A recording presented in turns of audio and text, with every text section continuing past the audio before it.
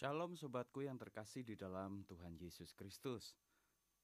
Pada hari ini saya akan membagikan sebuah firman Tuhan yang saya beri judul Batu Penjuru dari 1 Petrus 2 ayat 6-8. Demikian sabda Tuhan.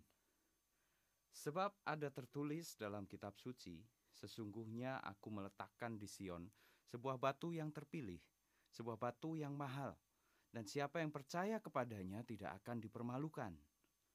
Karena itu bagi kamu yang percaya, ia mahal. Tapi bagi mereka yang tidak percaya, batu yang telah dibuang oleh tukang-tukang bangunan telah menjadi batu penjuru, juga telah menjadi batu sentuhan dan suatu batu sandungan. Mereka tersandung padanya karena mereka tidak taat kepada firman Allah, dan untuk itu mereka juga telah disediakan. Seorang tukang yang hendak membangun rumah perlu memulainya dengan menentukan ukuran dan titik awal untuk menjadi panutan pengukuran selanjutnya. Di titik awal itulah diletakkan batu penjuru.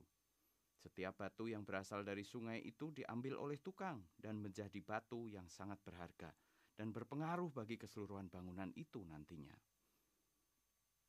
Berulang kali di dalam Alkitab, Tuhan mengatakan tentang batu penjuru. Batu terpilih yang diletakkan di Sion. Batu penjuru yang mahal, sehingga siapa yang percaya kepadanya tidak akan dipermalukan. Secara singkat ada 3 prinsip yang bisa kita pelajari. Pertama adalah tentang percaya kepada batu penjuru, yaitu Yesus Kristus. Yesus yang menjadi dasar dan permulaan dari segala yang kita pikirkan. Semua arah atau direction dimulai dari situ, sehingga kita tidak akan salah melangkah. Ada sebuah joke dalam dunia bangunan bilang, jika ada bangunan yang tidak siku, dia bilang, itu kesalahan tukang batu yang pasang bata.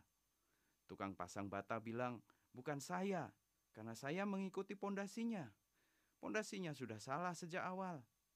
Tukang pondasi berkata, yang menarik benang yang salah, karena dia tidak mengikuti garis yang sudah ditentukan. Tukang ukur berkata, itu salah desainnya.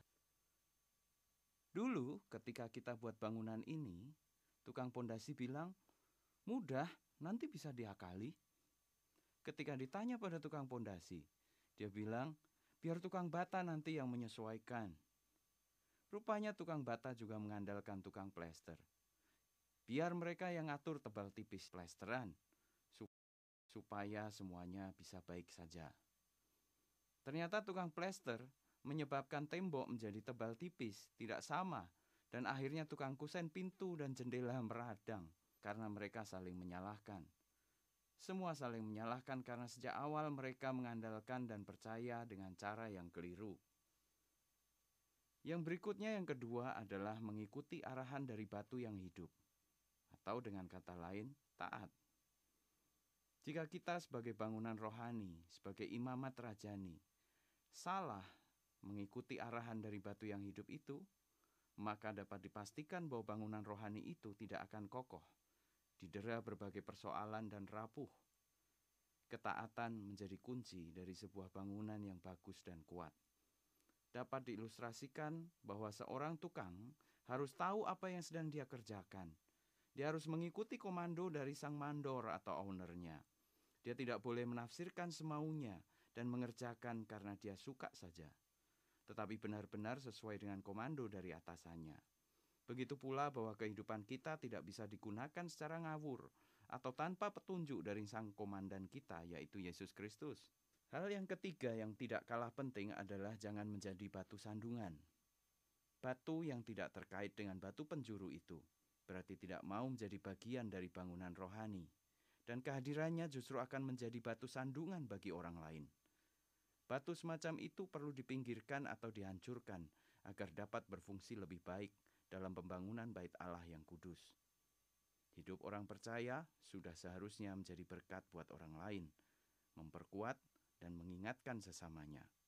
Kita menjadi bagian dari satu bangunan rohani di dalam Yesus agar menjadi kokoh dan tidak mencelakakan yang lain. Kita juga harus siap dan rela jika dalam penyesuaian dengan sesama kita terluka, tersinggung, bahkan harus menopang batu yang lain dan akhirnya tidak kelihatan. Karena goal kita bukan agar diri kita yang menonjol, tapi bangunan yang kokoh dan kita ikut ada di dalamnya. Terpujilah Tuhan Yesus Sang Batu Penjuru. Amin.